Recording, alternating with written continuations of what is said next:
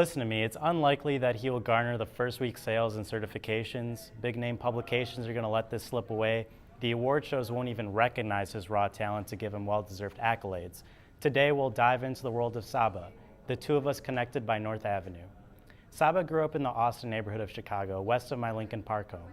He skipped 2 grades in his elementary school and graduated from St. Joseph's High School at the age of 16 with a 3.5 GPA. Where one of his favorite extracurricular activities was passing out mixtapes in the hallways.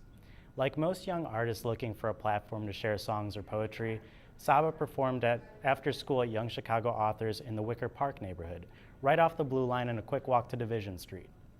The rapper and producer made a name for himself with guest appearances on 2 Chance the Rapper songs, Everybody's Something off of Acid Rap and Angels on Coloring Book.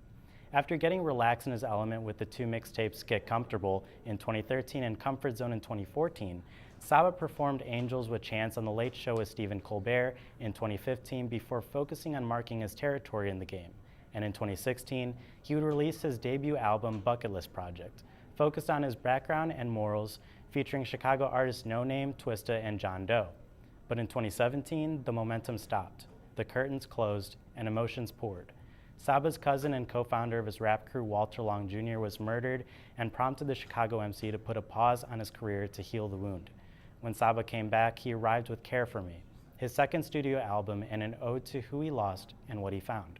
The 10-track project is an exploration of life and one's feeling of invincibility until the realization that we live in the real world. We don't live forever, so we must cherish each moment we have.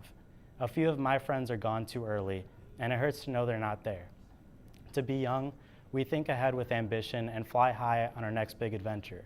But when I think of the bright future they never had the chance to see, I begin to wonder what plans this life has for me.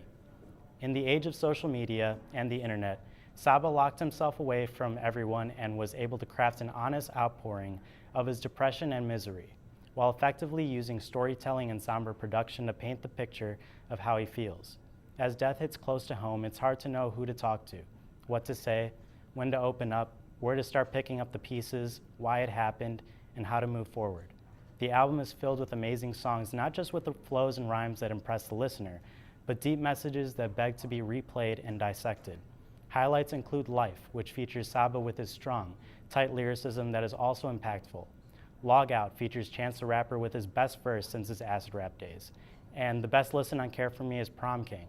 The first time I listened to it, I cried at the powerful story of Saba's relationship with his cousin and the story leading to his death.